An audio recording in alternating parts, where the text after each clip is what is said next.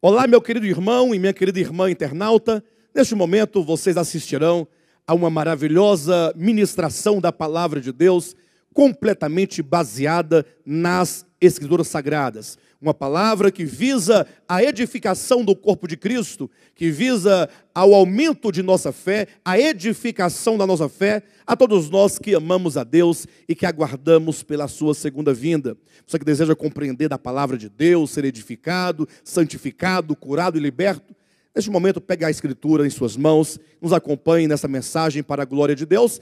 Não se esqueça que no final você pode, inclusive, compartilhar com seus amigos essa mensagem, pode sinalizar com um joinha aqui embaixo do seu vídeo e mesmo tecer os seus comentários em o nome de Jesus.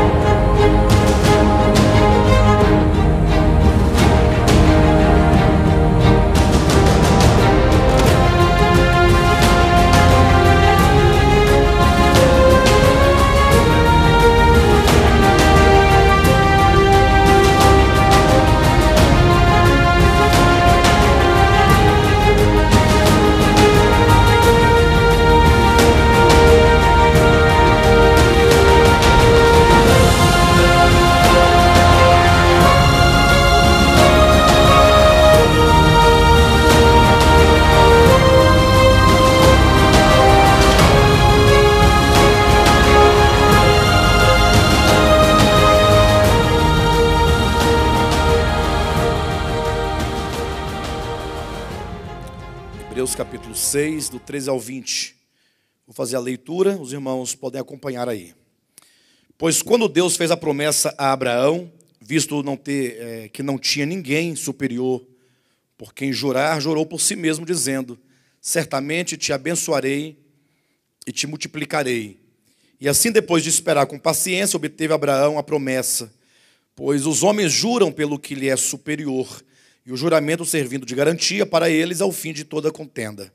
Por isso Deus, quando quis mostrar mais firmemente aos herdeiros da promessa a imutabilidade do seu propósito, se interpôs com juramento, para que mediante duas coisas imutáveis, nas quais é impossível que Deus minta, forte alento tenhamos nós que já corremos para o refúgio, a fim de lançar mão da esperança proposta, a qual temos por âncora da alma segura e firme, e que penetra além do véu, onde Jesus, como precursor, entrou por nós, tendo se tornado sumo sacerdote para sempre, segundo a ordem de Melquisedeque. Eu peço aos irmãos que prestem bastante atenção na mensagem de hoje, ainda que eu tenha que retomar alguns pontos da mensagem passada, mas eu acredito que nós estamos aqui de frente a um tema extremamente importante. E o pior, estamos diante de um tema que raramente se encontra alguém que o conheça de fato. É uma raridade. E mais raro ainda é alguém que se interesse em saber.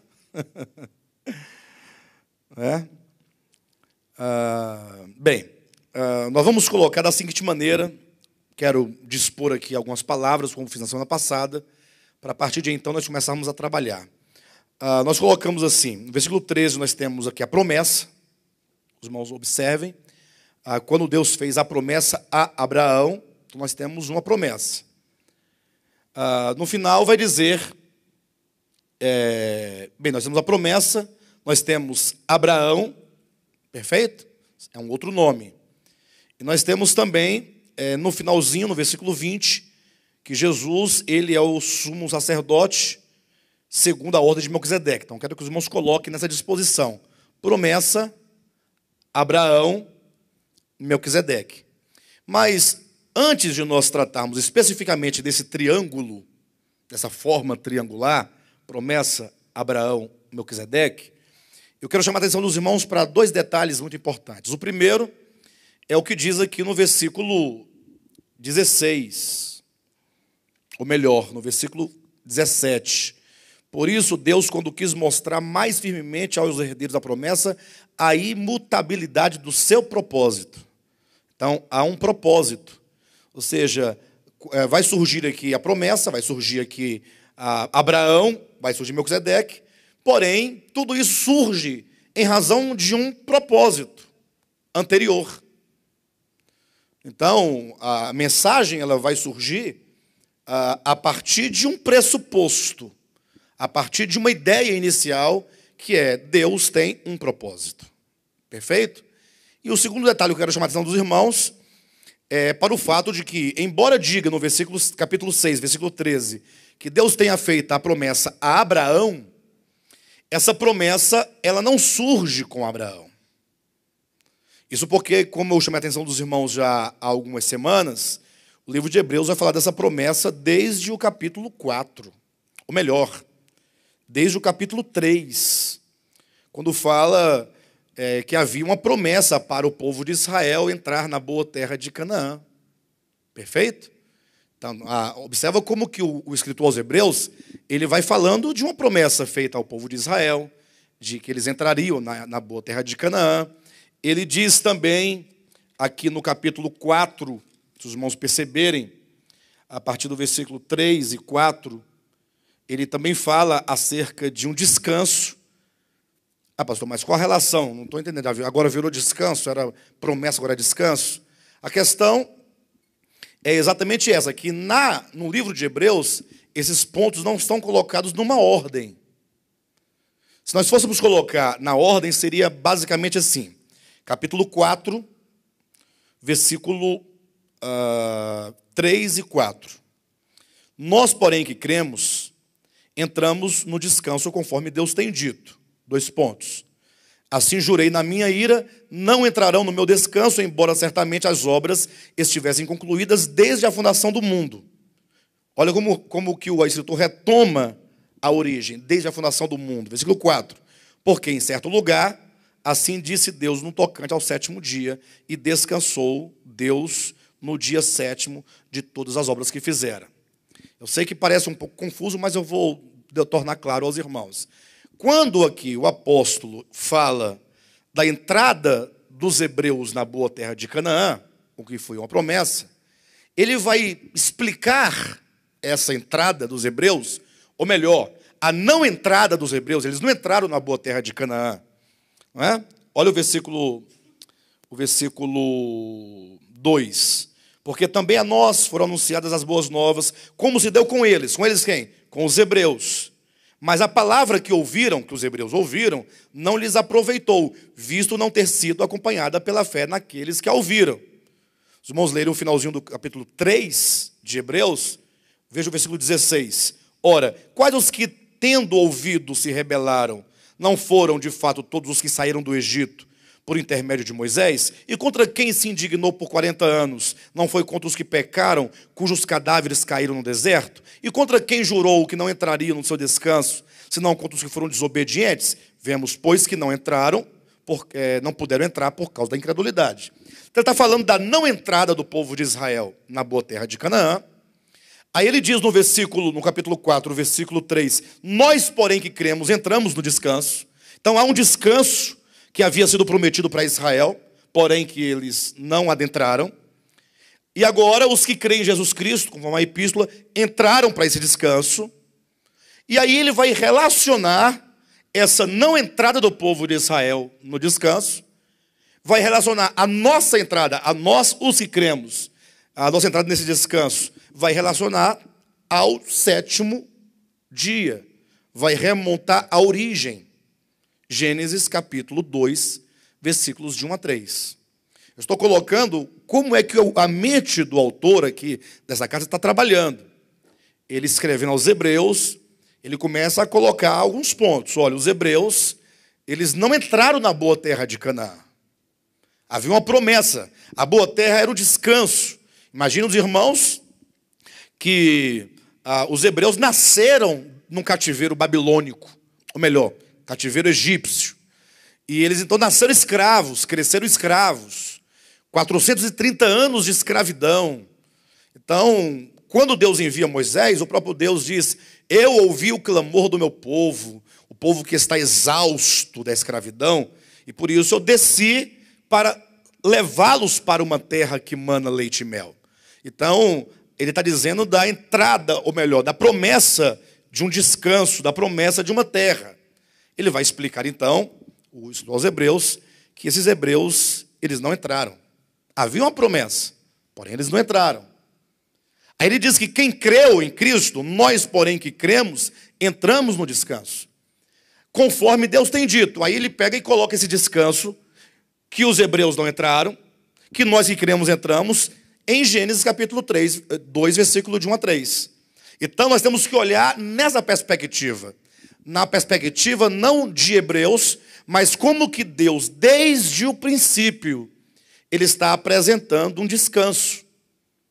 O que diz em Gênesis capítulo 2, versículos de 1 a 3? Diz assim, olha, havendo Deus acabada toda a sua obra no dia sétimo, a obra que ele fizera, descansou Deus nesse dia, abençoou o dia sétimo e o santificou.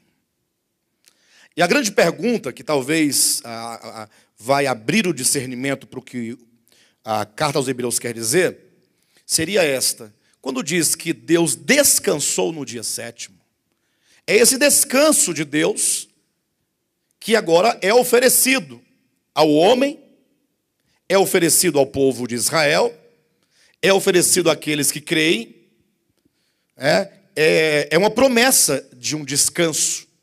Então, esse descanso divino, ele é o protótipo daquilo que o escritor chama de a promessa. Então, imagina os irmãos que nós temos em Gênesis capítulo 1 e 2, toda a descrição não é bem profética, a descrição simbólica de como que Deus restaurou a terra. E aí, para cada dia, ou para cada conclusão de cada dia, fala que viu Deus que era bom. Viu Deus que aquilo era bom. Quando chega no sétimo dia, que lá está o homem criado, tudo pronto, tudo já concluído, que a obra, ela estava agora como que uma obra exposta à apreciação, diz que Deus declarou, e viu Deus que tudo era muito bom.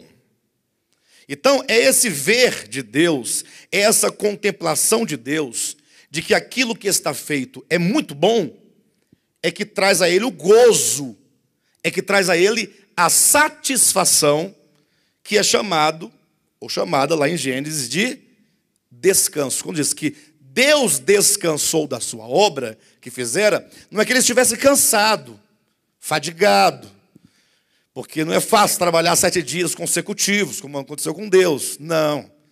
Isaías 40, versículo 13, diz, Deus não se cansa e nem se fadiga. Imaginar que Deus se canse como o homem se cansa, isso é um absurdo. Então temos que entender o que é o descanso de Deus. O descanso de Deus é o prazer, é o gozo, é a alegria, é a satisfação de ter agora a obra que ele acabou de realizar em completa harmonia consigo mesmo. Pastor, de onde é que você tira essas ideias? A criação em completa harmonia consigo mesmo.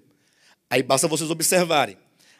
Capítulo 1 de Gênesis, versículo 2. A terra estava sem forma e vazia e cheia de trevas. Estava um caos. Eu pergunto, era possível que Deus olhasse para aquele caos e sentisse prazer?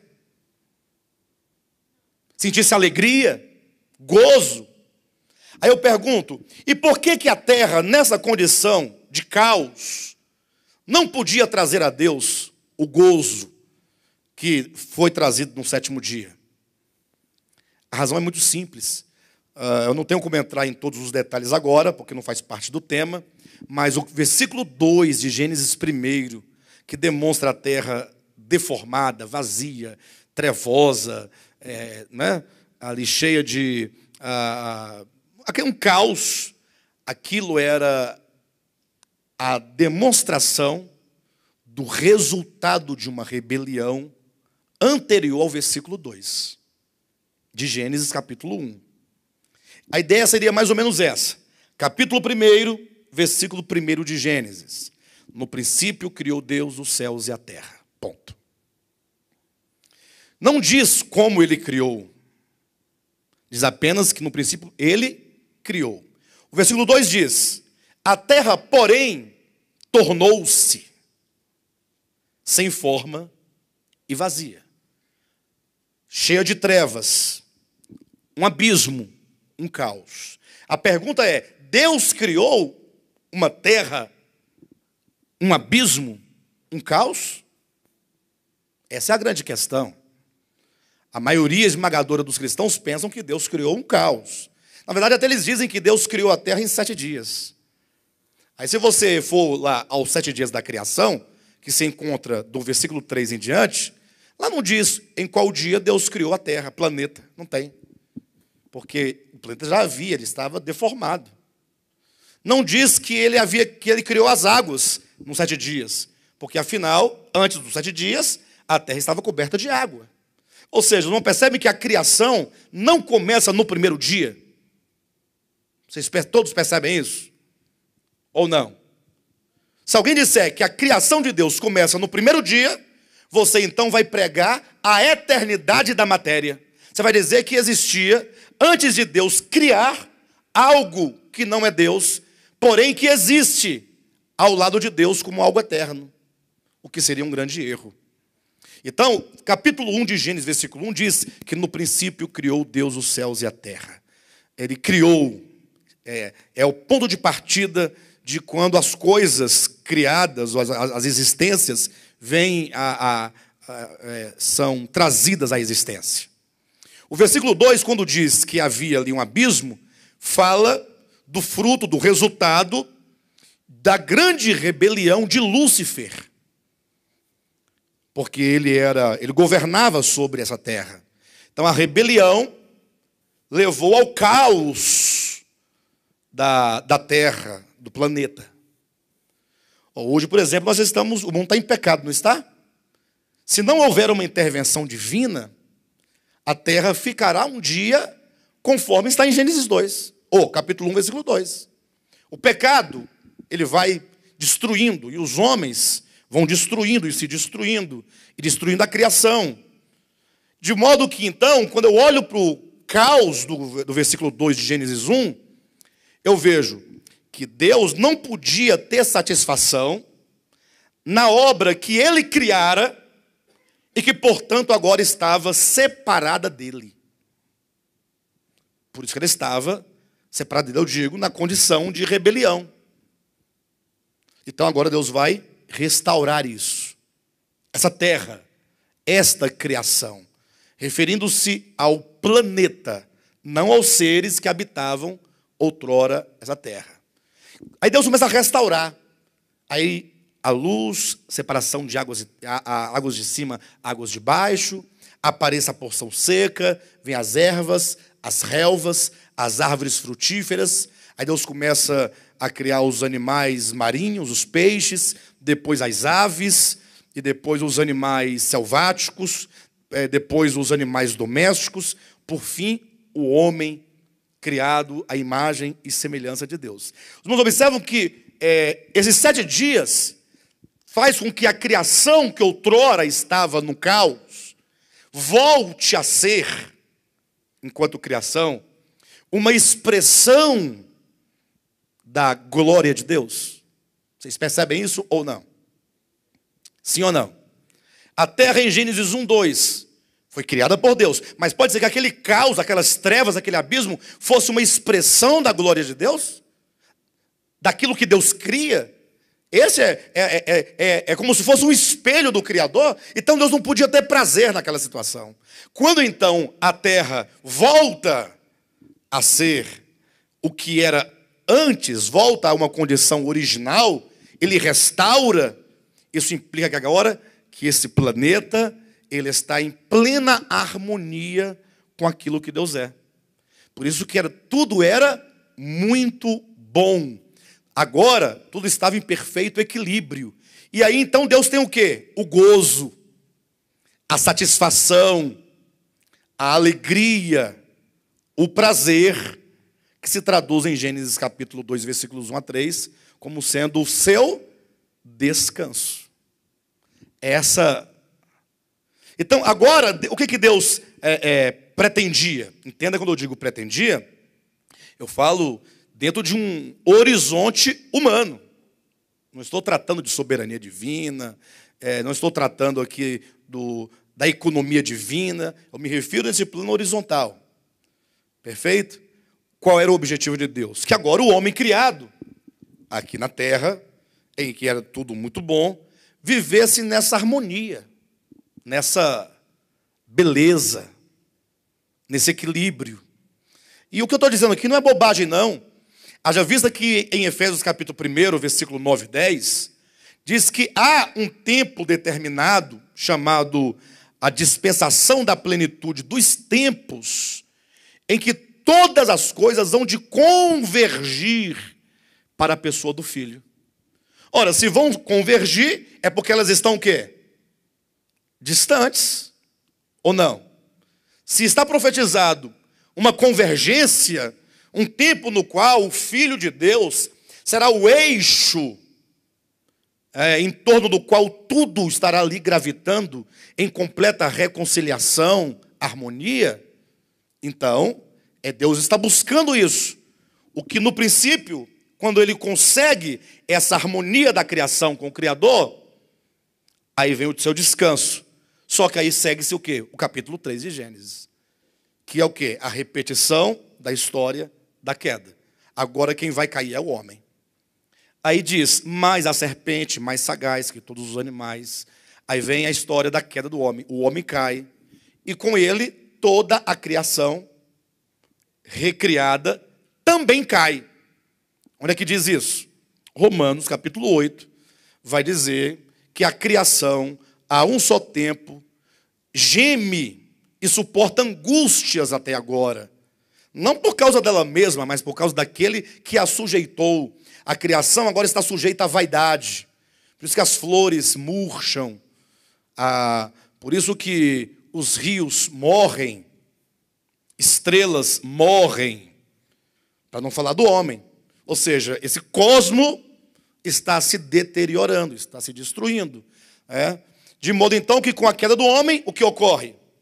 Deus acabou de restaurar tudo. Quando ele estabelece o seu sábado, que é o seu prazer, o homem cai. E, portanto, esse prazer proposto ao homem, essa vida de união com Deus proposta ao homem, esta vida de harmonia entre Criador e criatura, isso é perdido por causa da queda.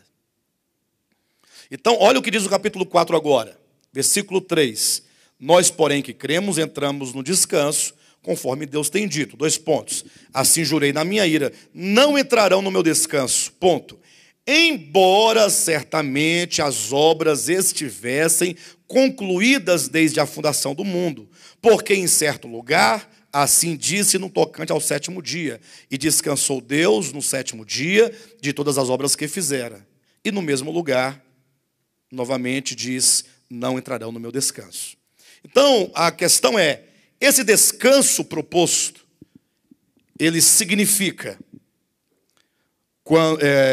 a sensação, o sentimento, a alegria, o prazer que Deus e a sua criação terão quando ele disser novamente, eis que tudo é muito bom.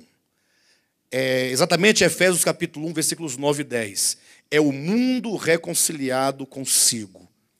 O mundo, não somente o mundo dos homens, mas o próprio mundo enquanto cosmo, enquanto universo reconciliado, sem a mancha do pecado, sem a presença do pecado, sem a presença da rebelião, quando tudo estiver em plena harmonia com o Criador. De modo então que daqui nós encontramos o pressuposto. Quando diz que quando Deus quis mostrar mais firmemente o propósito, o seu propósito, então qual que é o propósito de Deus? O propósito de Deus, que ocorre antes da criação, certamente, eu vou criar, gerar, e eu terei então todo um universo que vai existir pela minha vida, Porque o Logos eterno, enquanto a quintessência de Deus, a substância de Deus, a natureza mais íntima de Deus, que é a vida, a própria vida, é que vai permear essa criação, não somente alimentando ou gerando equilíbrio, mas sustentando e embelezando.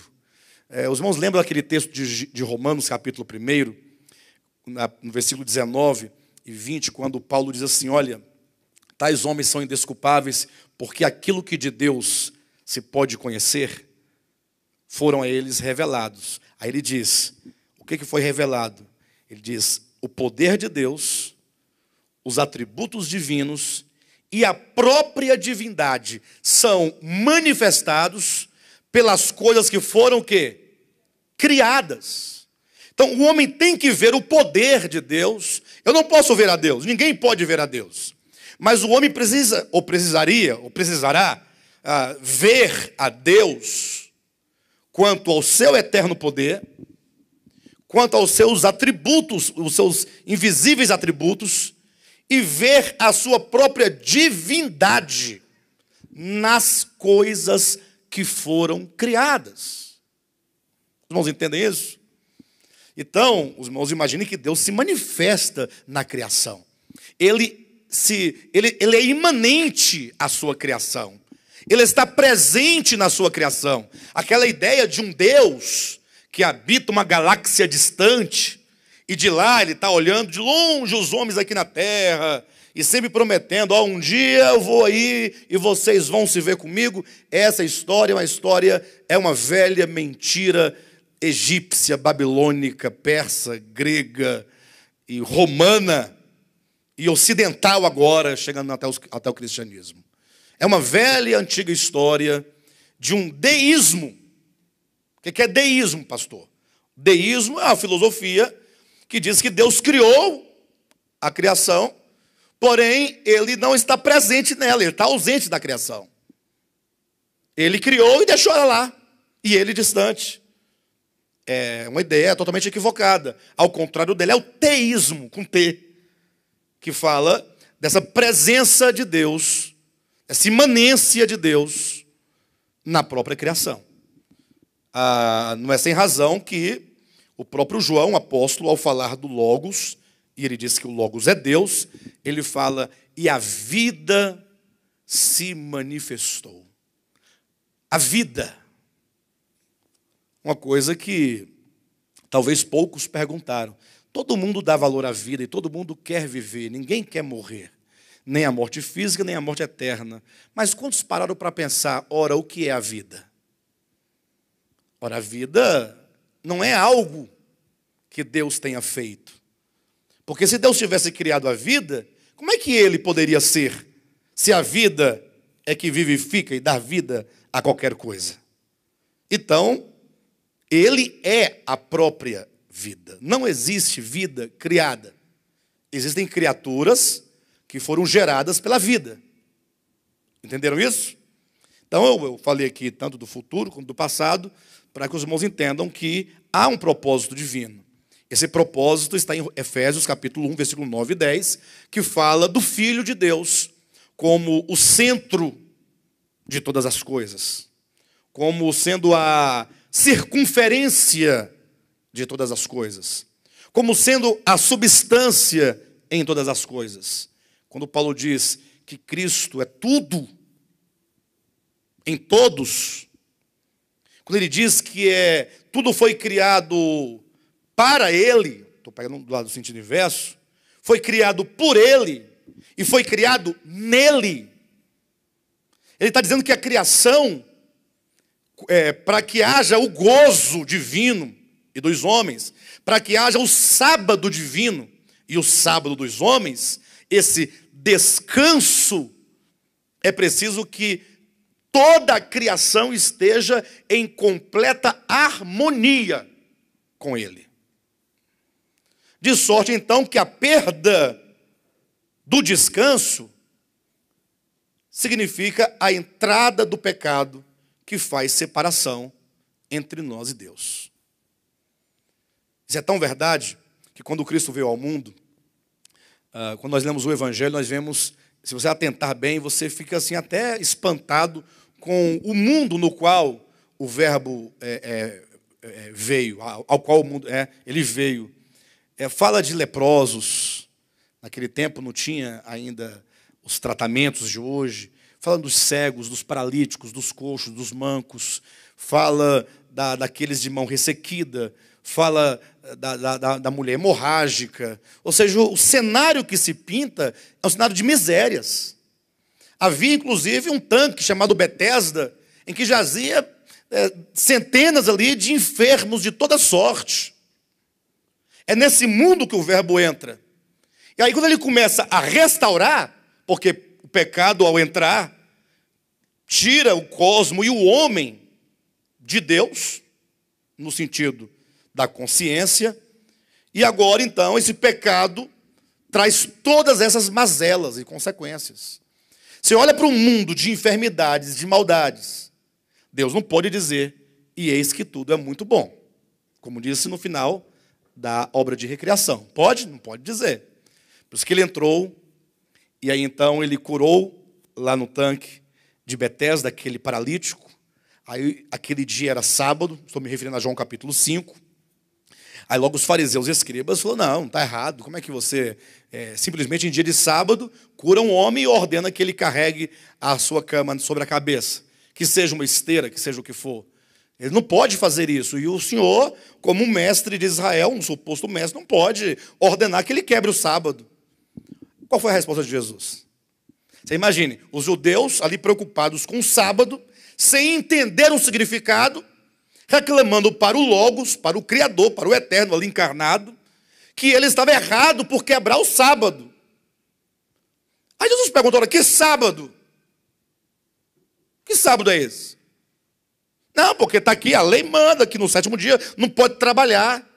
Não, vocês estão muito enganados com esse sábado de vocês. Esse aí é o sábado de vocês, porque o do meu pai é outro. Porque meu pai descansou no sétimo dia, é verdade. Agora, saibam de uma coisa. Meu pai e eu, meu pai trabalha até agora. Ele não está descansando. Não há descanso para o pai. E eu, portanto, trabalho também.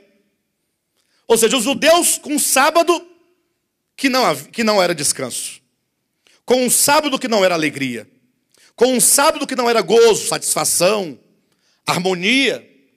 Por quê? Porque o cenário era de tantas misérias oriundas do pecado, que desequilibrou e afastou o Criador, as criaturas do Criador.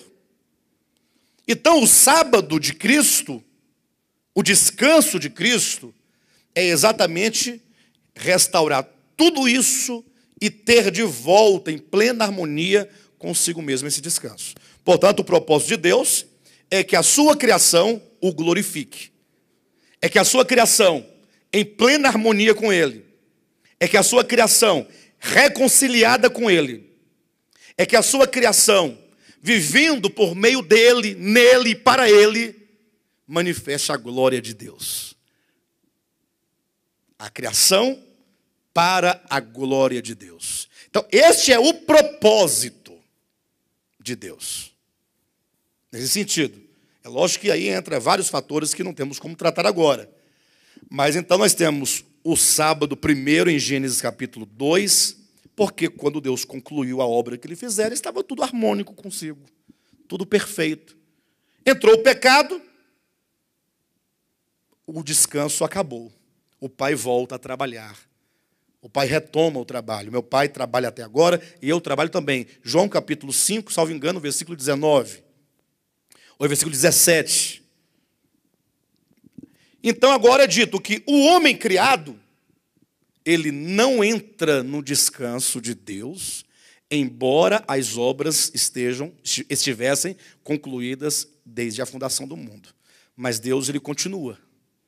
Aí ele vai então, agora, no eixo da história, falar acerca desse descanso e oferecer esse descanso ao homem como uma promessa. Então, quando Deus promete tirar o povo de Israel do cativeiro e levar lá uma terra boa, que emana leite e mel, e há uma descrição dessa terra, salvo engano, no capítulo 8 de Deuteronômio, a descrição da boa terra é a descrição de uma terra belíssima. É possível alguém vá hoje lá em Israel e não consiga ver a beleza de que é dito lá em Deuteronômio capítulo 8. Terra de mananciais, de fontes, de ribeiros. Aí vai, tem toda aquela descrição. Então, aquela terra prometida era apenas um símbolo do descanso maior. Desse descanso divino com a sua criação. E os hebreus, então, entraram nesse descanso? Não, perderam o descanso. Por causa de quê? Da incredulidade. Por causa do pecado da incredulidade. E a incredulidade é o fator predominante na queda. Por que a incredulidade é o fator predominante da queda do homem?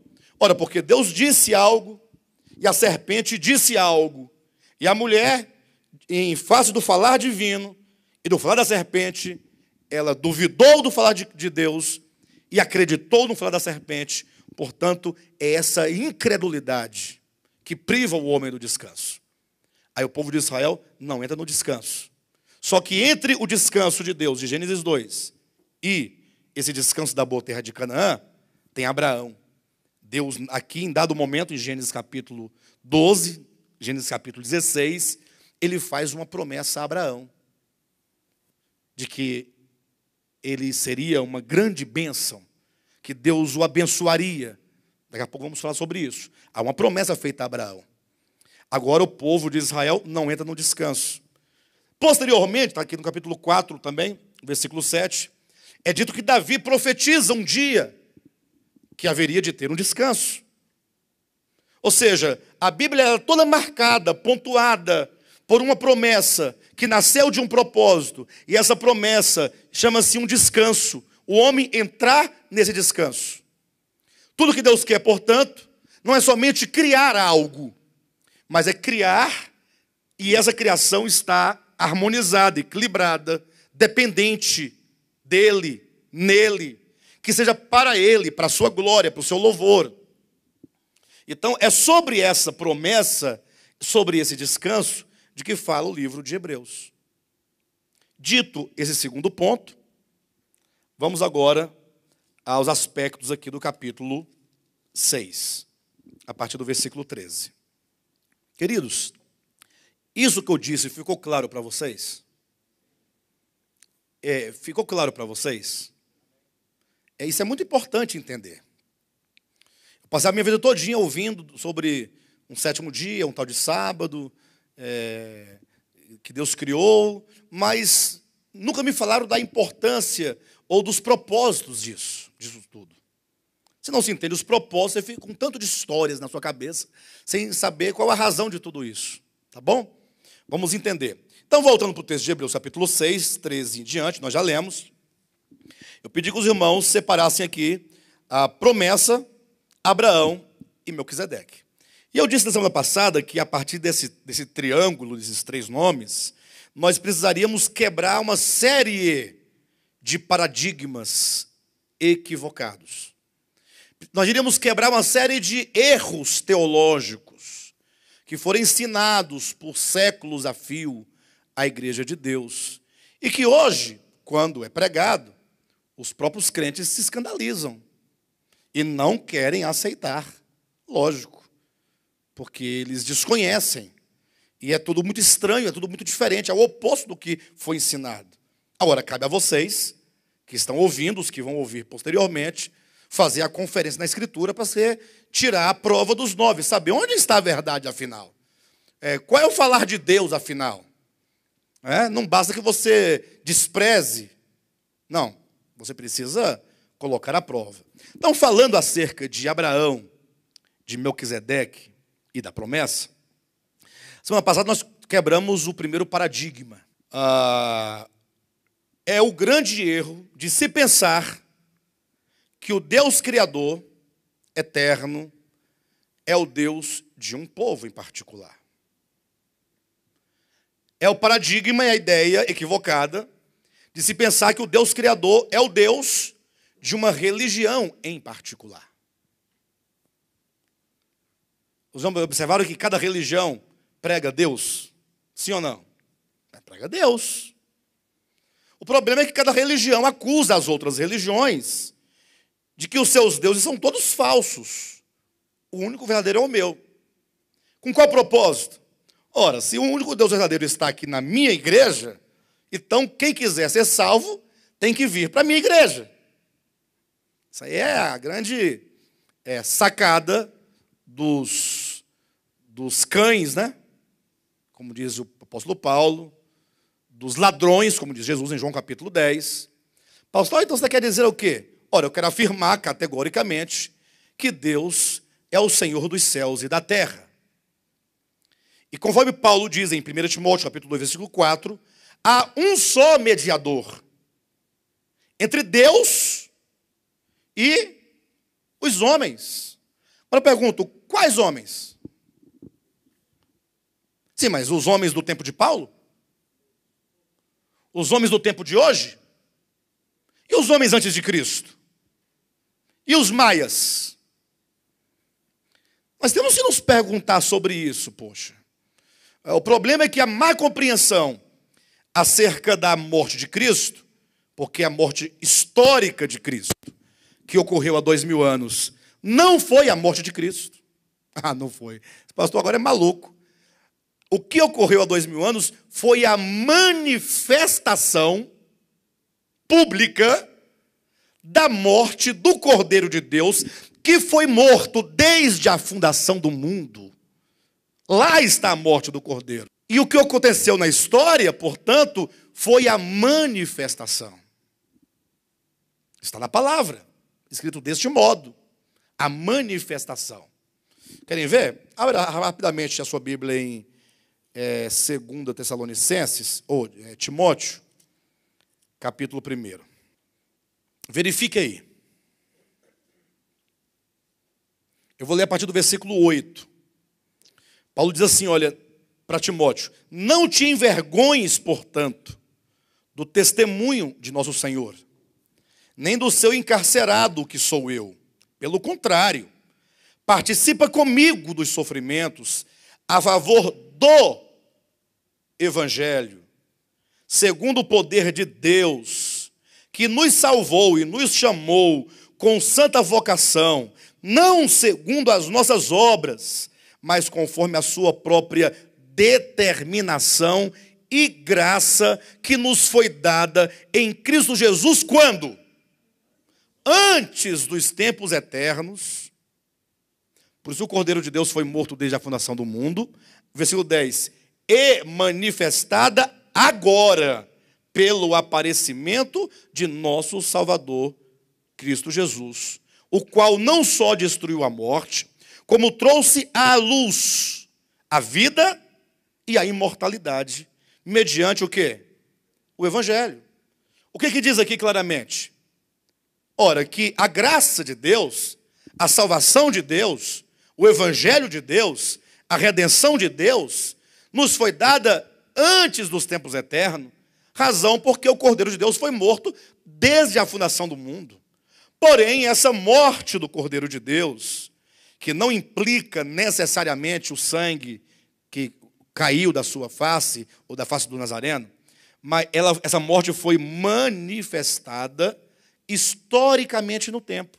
Então, porque os cristãos não conseguem ver essa salvação no âmbito da eternidade passada, não conseguem ver o Evangelho no âmbito da eternidade passada, não conseguem ver o Cristo de Deus, Redentor, Salvador, no âmbito da eternidade passada, eles só conseguem contemplar o Cristo histórico. E por causa disso, só há salvação, então, daqui para frente. Porque daqui para trás não tinha Cristo.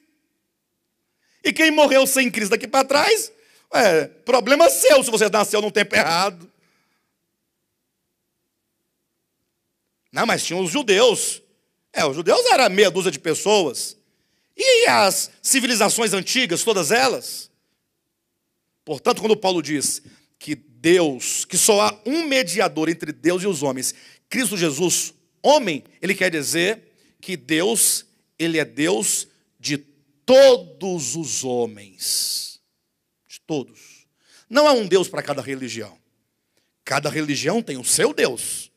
Mas só existe um único Deus verdadeiro que pertence, que é Senhor dos céus e da terra. Para os irmãos terem uma ideia, essa questão do Cristo histórico e do Cristo atemporal, às vezes eu chamo de Cristo cósmico, e alguns ficam assim meio preocupados, Cristo cósmico, parece uma coisa assim de tipo de misticismo, né? Porque a palavra cósmico é uma palavra que quer dizer referente ao cosmo, né? Referente ao universo como um todo, que é muito maior do que a nossa terrinha aqui, onde nós estamos nesse planetinha que nem existe em face do universo todo. Isso é tão verdadeiro, essa questão do Cristo cósmico, do Cristo atemporal, do Cristo transcendente, do Logos que é eterno desde sempre, e do Cristo histórico, que é o Cristo manifestado em carne. Essa diferença ela é tão crucial. Eu vou apenas citar o texto, mas os irmãos façam o favor de ler em casa e fazer a conferência. Há 2 lugares no Evangelho em que Jesus pergunta a 2 grupos distintos de pessoas acerca dele mesmo. No primeiro momento, ele pergunta aos fariseus e escribas a seguinte questão. Fale-me uma coisa aqui. De quem o Cristo é filho? De quem o Messias, o Cristo, é filho? Aí olha só a resposta dos escribas, que sabem muitos escribas, né? E dos fariseus. Ah, mas todo mundo sabe da resposta. Você não tem uma perguntinha mais difícil, mas é muito fácil. O Cristo é filho de Davi. Olha a mentalidade dos judeus em relação ao Cristo. Ora, se ele é filho de Davi, eles estão apontando para o aspecto o quê? Histórico, temporal, não é? Isso está em Mateus capítulo 22, tá? Ele é filho de Davi. Aí Cristo responde dizendo, ora, mas como pode ser o Cristo filho de Davi, se Davi lhe chama de Senhor? Onde vocês já viram um pai chamar o filho de Senhor? Ora, se Davi chama o Cristo de Senhor, Davi não pode ser o seu pai. Ou seja, Cristo nega absolutamente que ele seja conhecido como filho de Davi. Consequentemente, ele nega que ele deva ser conhecido como filho de Maria. E dizer que ele se nega a ser conhecido como filho de Davi ou de Maria, significa o mundo não deve conhecê-lo pelo seu aspecto histórico. O mundo tem que saber pelo seu aspecto eterno. Porque a obra de redenção é eterna e não temporal. Aqui é mera manifestação. Então ele reprova os escribas e fariseus por situarem o Cristo dentro de um ambiente espaço-temporal. Ele fala, não, errado. Um pouquinho mais atrás, ainda em Mateus, capítulo 16, ele vai perguntar para os discípulos, quem o povo diz que eu sou? A mesma pergunta. Ou pelo menos semelhante, acerca de mim, o que eles dizem? Uns dizem que tu és João Batista, outros falam que tu és Elias, um profeta aí, alguma coisa assim. Aí Jesus fala assim, não, e vocês? Me falem vocês. O que vocês acham de mim? Quem eu sou para vocês? Aí Pedro responde, tu és o Cristo, vírgula, o Filho do Deus vivo. Nada de filho de Davi, de filho de Jessé, de filho de Maria, de filho de Belém, nada disso. Tu és o Cristo, filho do Deus vivo. Olha onde Pedro viu esse Cristo. Onde? Na eternidade. Qual foi a resposta de Jesus? Não foi carne e sangue que te revelou isso, mas o meu Pai que está nos céus, Ele foi quem te revelou essa verdade. Então, os irmãos veem claramente na própria Escritura, Cristo colocando em debate essa questão que agora estamos tratando, do Cristo temporal, que é a manifestação, e do Cristo atemporal, transcendente, cósmico, E por isso ele é Senhor de todos os homens na história, independentemente do tempo e do espaço, porque o Cristo de Deus abrange não somente a história plena dos homens, como ele transcende a história dos homens.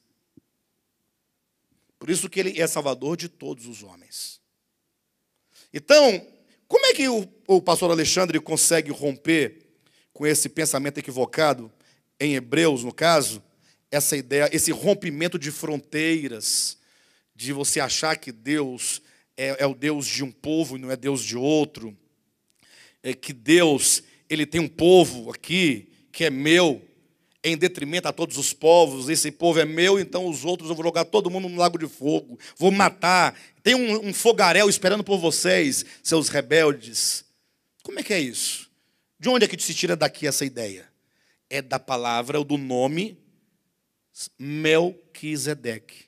Cristo é o sumo sacerdote. Os irmãos sabem que o sumo sacerdote tem a função de unir Deus e os homens. É um mediador.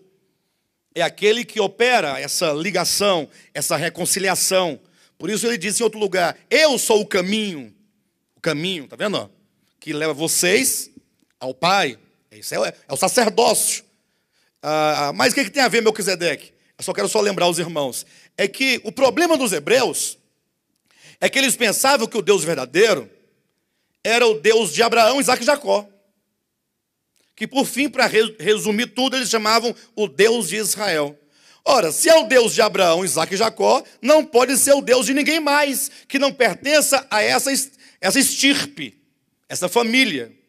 Concordam comigo ou não? É nesse ponto, então, que os hebreus se orgulharam, a tal ponto de eles definirem quem pode e quem não pode vir ou não vir, entrar ou não entrar, no próprio templo. Imagine só, que situação. É tanto verdade que eles excluíram os samaritanos.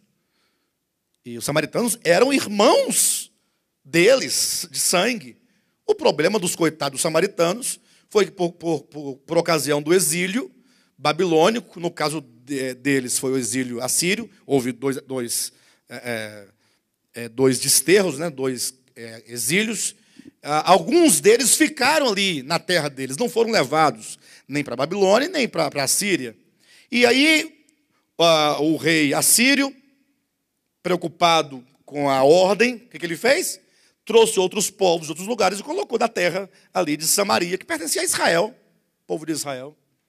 E agora imagine só, hebreus habitando a mesma terra com outros povos. O que aconteceu? Eles começaram a se casar um com o outro e foi gerando uma raça o quê? Misturada. Conclusão, quando os judeus, que são as duas tribos, Benjamim e Judá, voltaram de Babilônia e foram reconstruir o templo. E esses que então estavam aqui, falaram assim, olha, permita-nos reedificar o templo com vocês, nós vamos todo mundo adorar o nosso Deus. Ele falou, negativo, vocês são um povo impuro. Aí eles excluíram os samaritanos, com essa ideia de exclusividade. Aí surgiu uma briga, uma contenda. Onde é o templo verdadeiro? É aqui em Jerusalém. Os samaritanos fizeram outro. Não, é aqui em Samaria.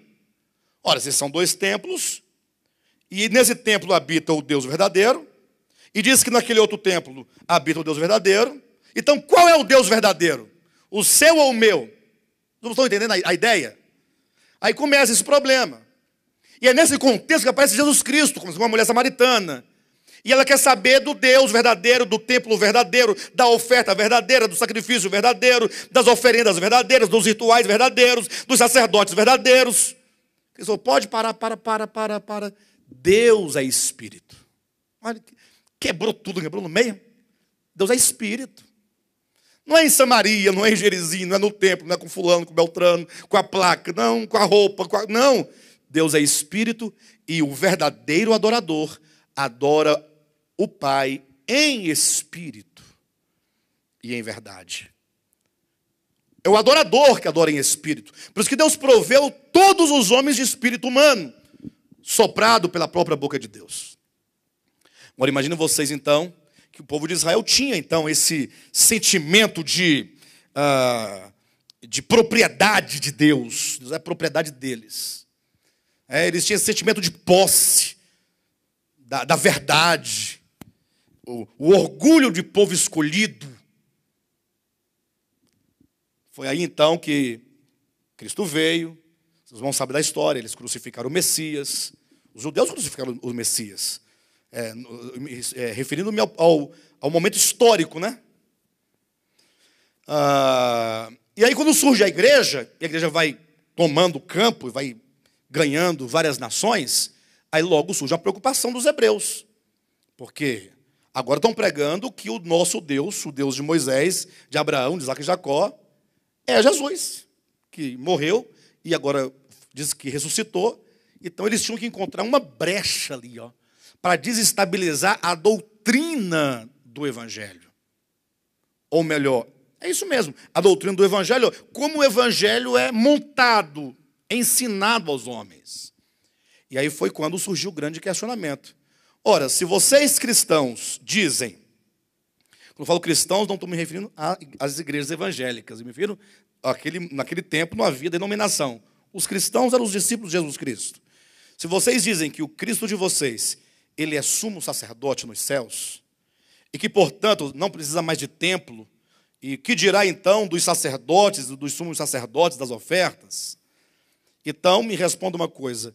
De onde procede o Jesus que foi crucificado, que morreu e que ressuscitou, e que, como homem, comparece diante de Deus como sumo sacerdote? De qual tribo ele procede? Qual foi a resposta? Da tribo de Judá. Qual o problema? Não é uma boa tribo? Judá? Aí eles falam assim, aí está o problema. Porque segundo a própria lei que Deus deu a Moisés, não pode sair sacerdote de outra tribo que não seja da tribo de Levi. Puxa, parece que foi um checkmate, né? Imagina os irmãos agora que eles são todos atribulados. Como não vamos sair dessa, né? Como sair dessa? Eu passo o dia todinho praticamente tendo comunhão com vários irmãos em todo lugar do Brasil, em razão do Projeto Sem Fronteiras. Quando eu posso, lógico, né? E aí sai cada pergunta. E algumas perguntas parecem dizer no substrato da pergunta assim, eu quero ver como ele vai sair dessa agora. É aqueles peguinhas que a pessoa faz para poder ver se consegue pegar você no pulo. Como se porventura, a verdade, irmãos, ela não pode ser pega em pulo nenhum. A verdade, ela é sempre a verdade. Não tem nada que desestabilize a verdade. Quando falaram, se o Cristo de vocês veio da tribo de Judá, ele não pode ser sacerdote, portanto, vocês estão cometendo uma mentira de acordo com a lei. Aí tem que levantar alguém no meio da assembleia e responder assim para esses judeus. Você se esqueceu que na vossa própria lei, no livro dos Salmos, mais especificamente o Salmo de número 110, já estava profetizado que havia e que há um ministério sumo sacerdotal de uma ordem que vocês desconhecem, que é a ordem de Melquisedeque? Aí, como não estou entendendo? Explica para nós. Nós sempre lemos aquele salmo, mas nunca entendemos o que significa isso. Então vamos reconstruir a história, para vocês entenderem o que isso significa. Quebra de paradigma, viu, irmãos? O que eu estou pregando, eu estou demonstrando pela Escritura. Lembra da Torre de Babel? O povo se rebelou contra Deus ali. Olha como Deus é maravilhoso. Como que numa pedagogia mais simples ele tira uma coisa maravilhosa. Abraão, sai daí, vem cá. Sai da tua terra. O que foi? Vem cá, estou te escolhendo. Vou fazer de você uma nação. Essas gentes, esses povos, os gentios, eles se rebelaram. Não quero mais. Aqui é você. A minha aliança é contigo. Não parece o contraditório do que eu disse agora há pouco? Não parece ou não? O pastor começou a se contradizer. Calma, olha o final da história. Aí Abraão saiu todo feliz, ó. Sara, vamos embora. Para onde? Calma. Meu negócio é com Deus. Ele apareceu para mim, conversei com ele. Ele me escolheu dentre toda a terra. Eu sou o escolhido. E a minha descendência será o seu povo exclusivo. Ponto. Puxa vida, que coisa, hein? Aí ele, numa certa ocasião, dentro desse cenário, Deus está aqui com Abraão. Deus está com o povo lá? Hã? Dentro desse cenário? O povo está excluído, fora. Abraão um dia foi para uma batalha. Quando ele volta, quem ele encontra no caminho? O sumo sacerdote Melquisedeque. Como diz o texto, sacerdote do Deus Altíssimo. Espera aí. Se Deus tirou Abraão como o escolhido, e dele viria agora uma nação divina só dele, de onde veio aquele sacerdote do Deus Altíssimo?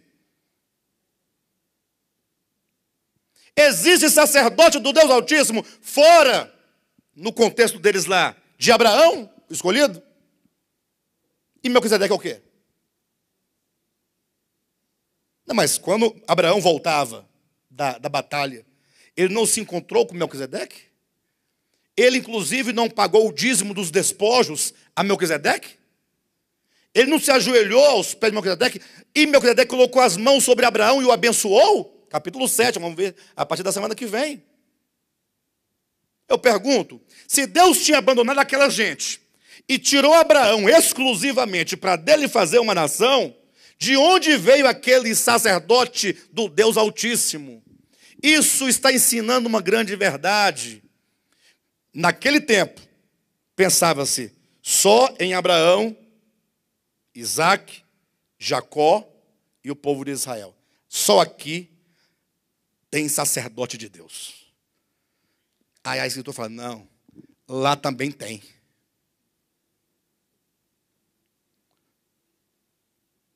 Isso é quebrar paradigma. Pastor, mas como eu posso entender isso hoje? Vamos lembrar de João capítulo 10.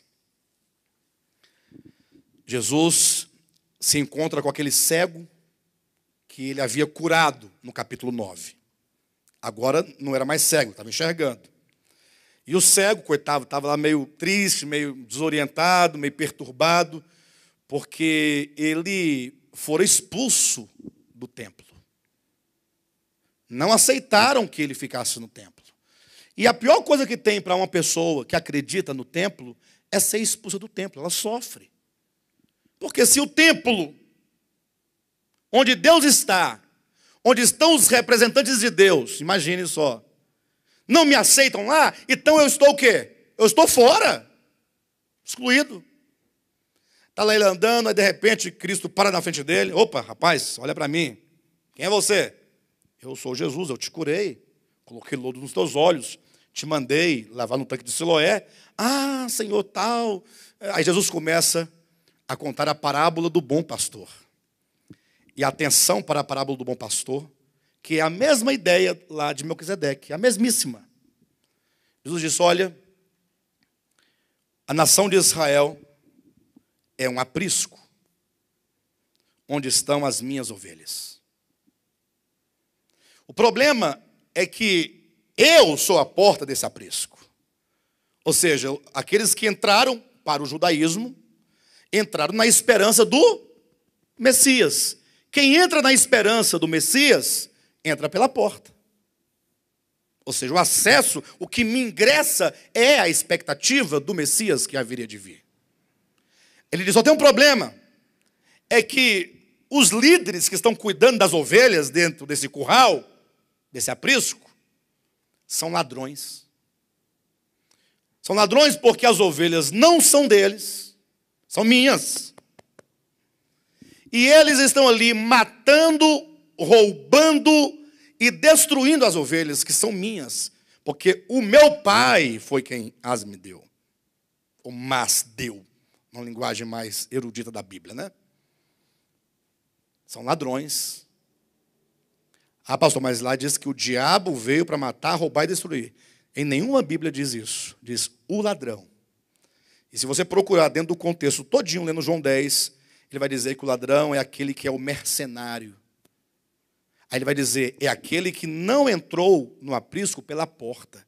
Ele é ladrão e salteador. Ele saltou o muro. Ele não está ali porque ele tinha esperança do Messias. Porque se eu sou a porta do aprisco, quem entra por mim será salvo. Entrou nessa esperança, será salvo. Eles não. Eles pularam o muro, são salteadores. E agora eu vim, e agora eu começo a chamar as minhas ovelhas para saírem do aprisco. Porque o aprisco é um lugar para guardar as ovelhas, é um lugar temporário. Só enquanto passa o inverno. O lugar das ovelhas é nos pastos verdejantes, nas águas tranquilas, na liberdade, sob o cuidado não do mercenário, mas do bom pastor. Não é do pastor Alexandre, não é do pastor fulano nem Beltrano, é do bom pastor. O pastor de vocês é o mesmo pastor meu, é o bom pastor. E o que se chamam de pastores nas igrejas, como aqui, por exemplo, não é o pastor, é alguém que está aqui, é uma ovelha mais velha, que tem que cuidar das ovelhas mais novas. Mas é só para cuidar, no sentido de orientar, ajudar. Mas só existe um pastor, que é o bom pastor. Pastor, até agora não entendi nada a ver com o que tem Melquisedeque e quebra de paradigma. Aí é quando Cristo fala aquilo que nenhum judeu queria ouvir. E que hoje nenhum cristão evangélico quer ouvir. Ele diz, eu tenho outras ovelhas em outros apriscos. Você estava achando que só tem esse aprisco aqui de vocês? Que o povo de Israel é só vocês? E que só vocês são as ovelhas de Deus? O que tem de ovelha de Deus nesse mundo? Então, agora eu tenho que quebrar o paradigma e saber. Eu agradeço a Deus porque Ele me elegeu, me predestinou, me colocou no corpo de Cristo, me deu a graça de fazer parte, nesse período de tempo, de existência da minha vida, nessa minha passagem, fazer parte deste grupo.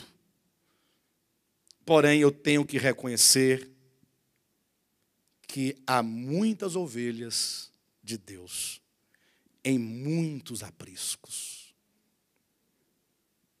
Os irmãos entenderam? Primeiro paradigma quebrado. Para mim, esse paradigma está vencido. E para vocês? Para mim está vencido. Segundo ponto que deve ser entendido e compreendido aqui. Quando se fala de Abraão, fala que Deus fez uma promessa a Abraão. Abraão seria pai de muitas nações. Os irmãos sabiam que o nome de Abraão era Abrão. E depois Deus mudou para Abraão.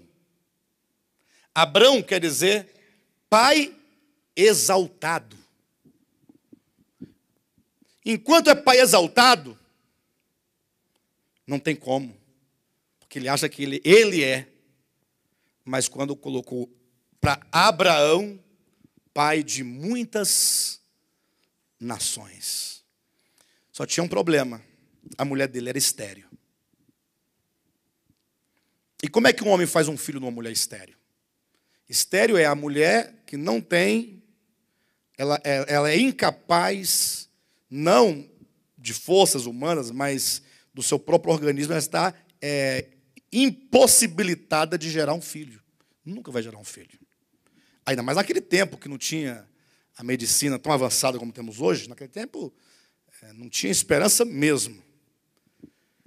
Agora imagine só que toda vez alguém chamava assim, Abraão, é como que ele dissesse, pai de muitas nações. E aquilo vinha na mente dele, como é que eu sou pai de muitas nações sem a minha mulher estéril? Nem filho eu tenho. Certa ocasião ele disse, o único servo que eu tenho, que é Eliezer, não tenho filhos, eu não tenho. E Deus diz que eu sou pai de muitas nações. O próprio nome Abraão, que Deus colocou, pai de muitas nações, já está dizendo de muitas nações. Não é de uma só. Razão que, quando Abraão viu que a coisa estava apertando, ou seja, ficando velho, decidiu ele dar uma forcinha para Deus, pensou, não, vou fazer um filho aqui na minha escrava, H, e aí o filho da escrava é meu filho, é filho da minha mulher, porque se é escrava é dela, de Sara, sem problema. Nasceu Ismael, Deus não aceitou aquele filho, enquanto o filho da promessa. Esse não. O filho da promessa é o filho que eu vou dar, eu darei. Seu e da sua mulher Sara. Senhor, mas minha mulher não pode ter filhos. Sim, mas eu darei. Abraão sorriu. Sara, atrás da tenda, sorriu. Aí Deus esperou Abraão ficar velhinho, como diz a Bíblia, amortecido, acabado, zerou tudo. O relógio marcava exatamente 6:30. Entenderam? Quem ler, entenda, como diz Jesus em Mateus 24:15. 6:30. O relógio parou ali.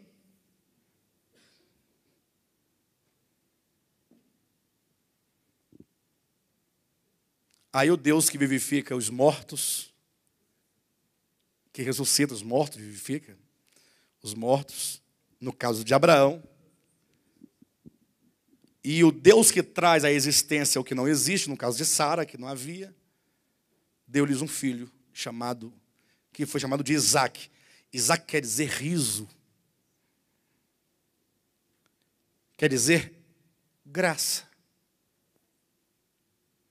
Interessante como que o nome do menino, em razão do sorriso de Sara, e mesmo do sorriso de Abraão, é chamado de graça. Que é a mesma palavra para graça, favor imerecido. Quebra-se aqui mais um paradigma. Ninguém é salvo por obra alguma que este faça. A graça divina é aquilo que Ele dá. Aquilo que nós somos e aquilo que nós seremos em Cristo, Ele está fazendo. Se depender unicamente do homem, está tudo acabado. Deus é que faz. Então tem que quebrar esse paradigma de achar que nós somos bons e melhores do que os outros, porque temos uma ética, uma moral melhor que a do outro. Hoje me fizeram uma pergunta da seguinte maneira: Alexandre, você votaria no fulano de tal? Beltrano, lá, Ciclano, quem que seja, para presidente da República? Eu falei, não. Por quê? Eu falei, por uma razão somente. É porque esse indivíduo, ele simplesmente, se porventura ele vir a ser eleito, não tomem isso por nenhum tipo de partidarismo. Vocês votem quem vocês quiserem. Eu estou falando da minha parte. Não porque essa pessoa, ele é um déspota. Será um déspota dentro da democracia. Ele vai querer impor a ética e a moral cristã no Brasil, que é um Estado laico. Ah, mas isso é contra? Eu falei, mas é lógico, você está confundindo as coisas? Eu agora vou impor a minha ética e a minha moral sobre o outro que não tem a minha fé, a minha crença? Eu vou impor os dogmas da minha religião?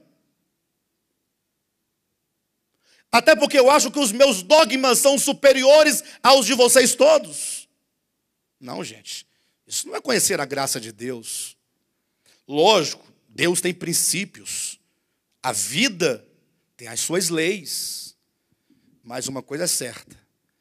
Nenhum homem que é conduzido coercitivamente, seja com medo do inferno, enquanto lago de fogo, falo inferno, mas é o vício da linguagem, seja o medo da morte eterna, seja medo de demônio, seja medo de macumba, seja medo do pastor, seja medo do pai ou da mãe, qualquer um que é conduzido coercitivamente a qualquer moral, essa pessoa não tem de fato moral alguma.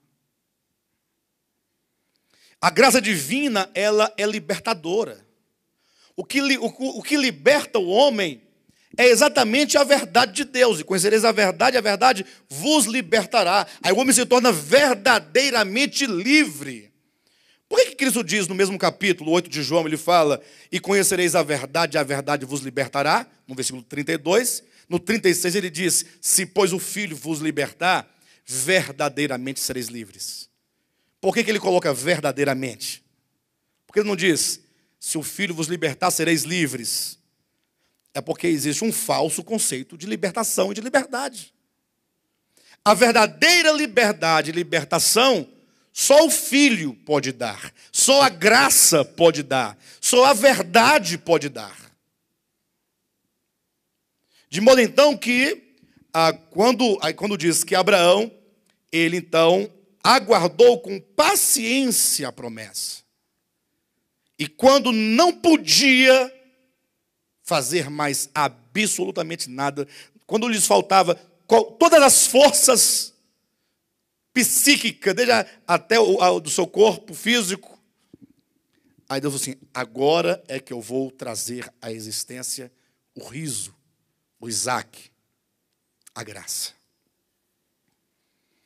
E, infelizmente, nós, mesmo sabendo dessa verdade, nós ainda insistimos nas nossas obras mortas. Como assim, pastor?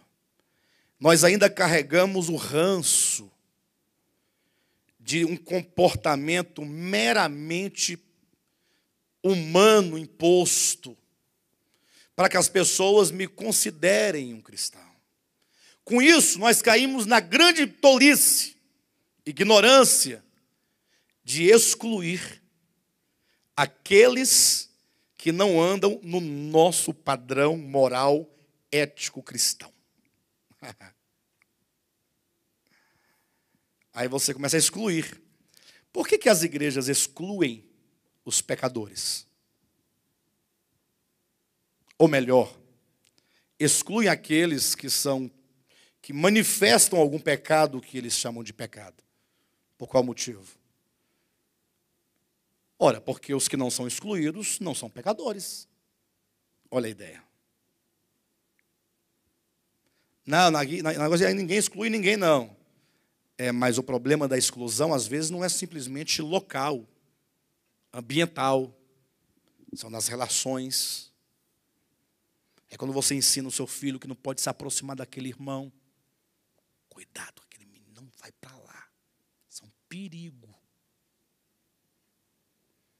É quando você começa a pregar um evangelho,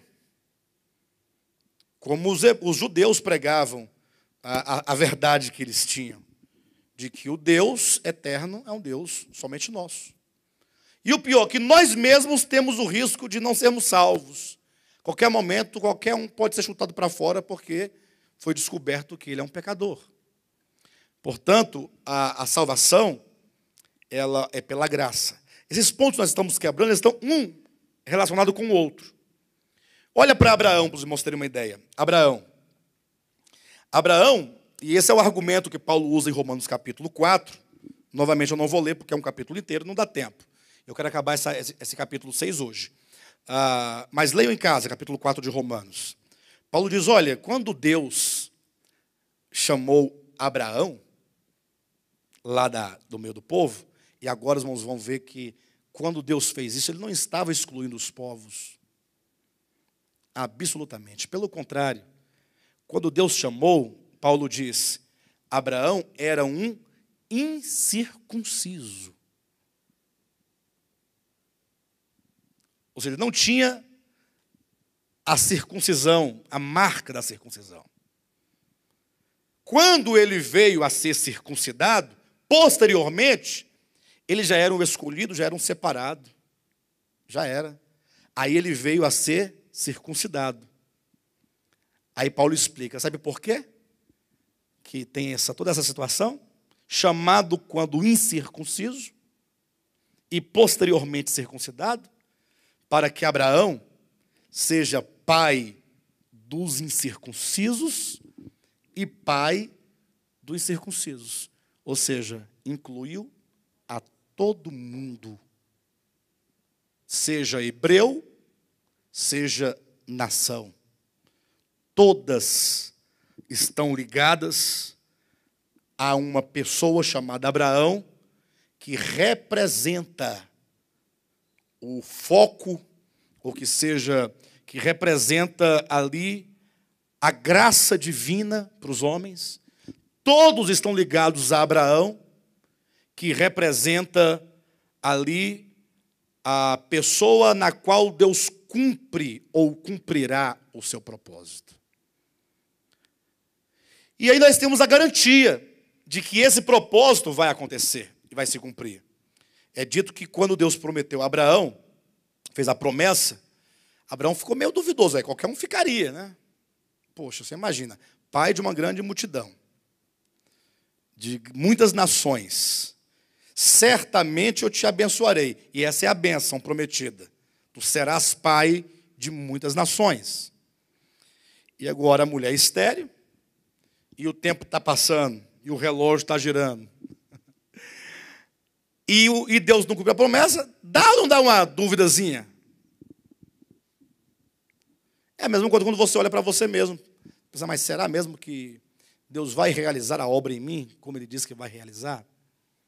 Aí diz a Bíblia que Deus, quando viu a fraqueza de Abraão, porque embora ele tivesse fé e perseverança e paciência, a fé dele foi uma fé que foi se fortalecendo ao longo do tempo.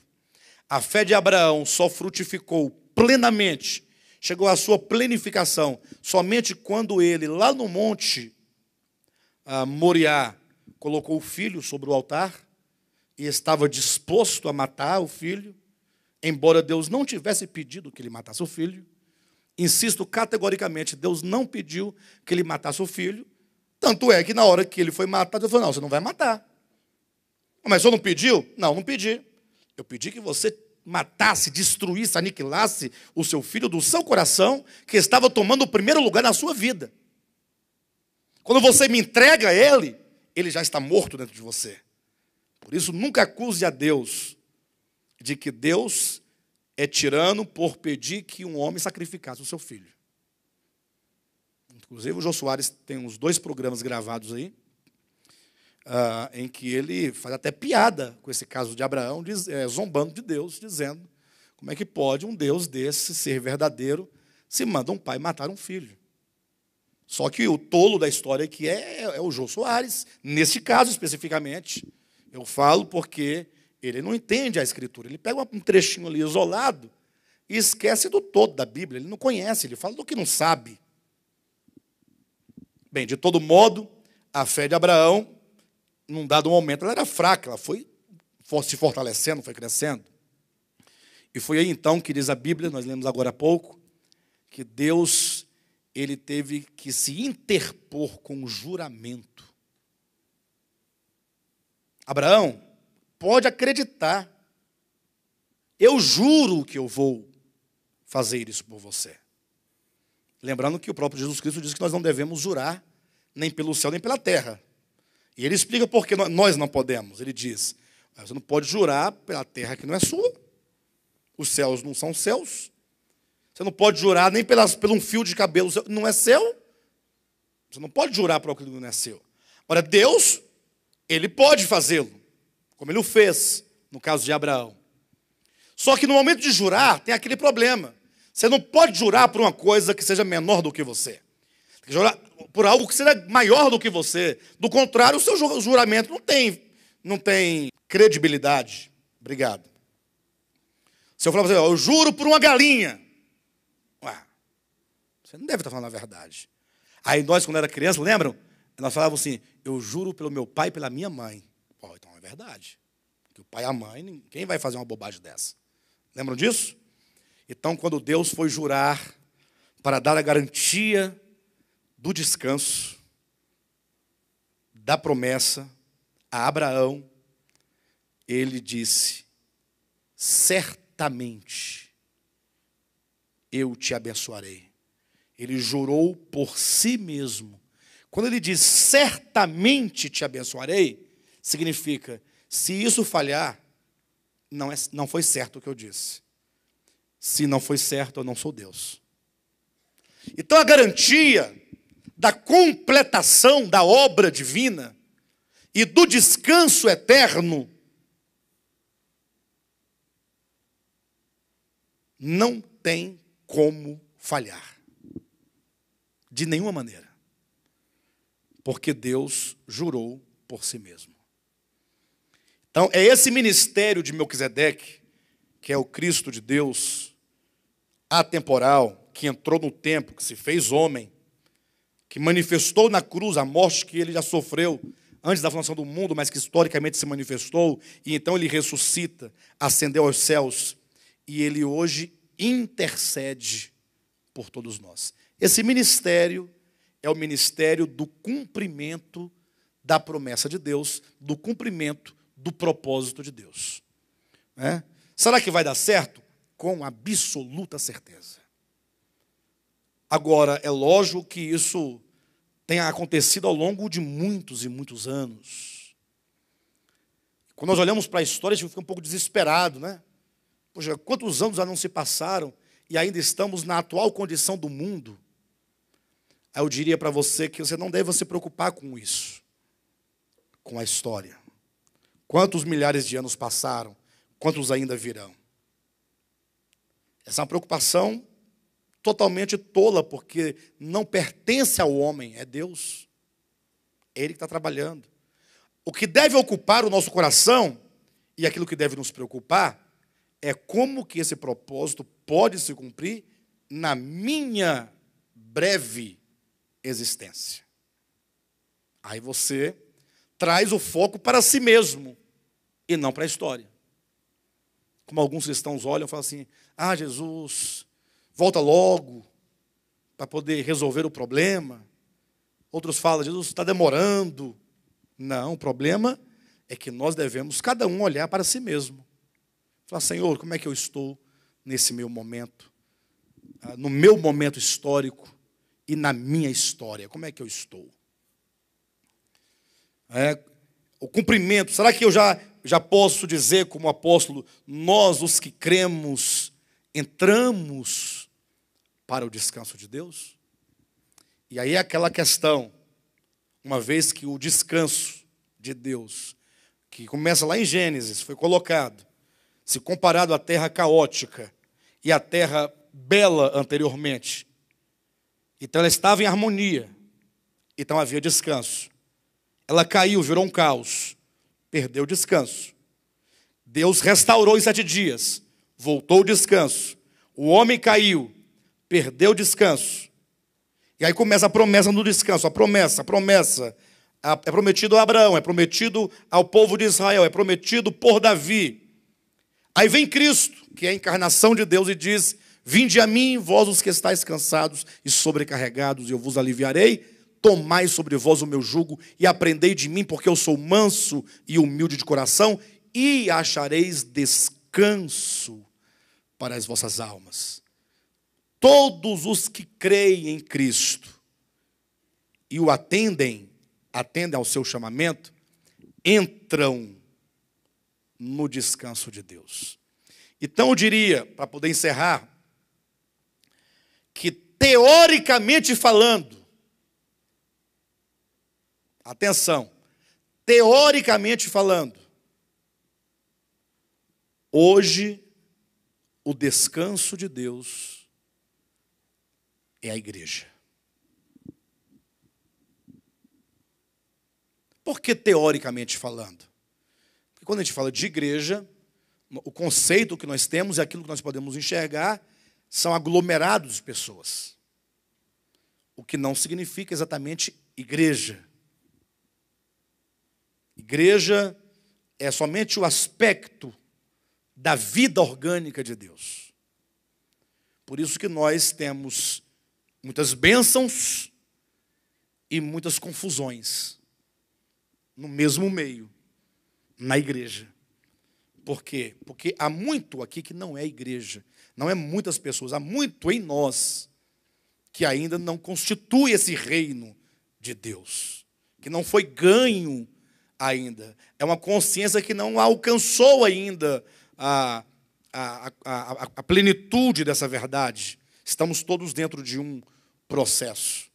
Então, a verdade é que nós, os que cremos, aos domingos, estamos falando sobre esse crer, Evangelho de João, esse crer de fato, todos que creem de fato, eles entram para o descanso de Deus. Porque a sua vida já começa a se harmonizar com Deus. Porque a sua vida já começa a ser reconciliada com Deus. Então, quando isso ocorre no coração, verdadeiramente, então você já começa a usufruir do descanso de Deus, que hoje são apenas as primícias do descanso, mas que um dia vai se consumar e nós então entraremos no pleno descanso de Deus. Amém?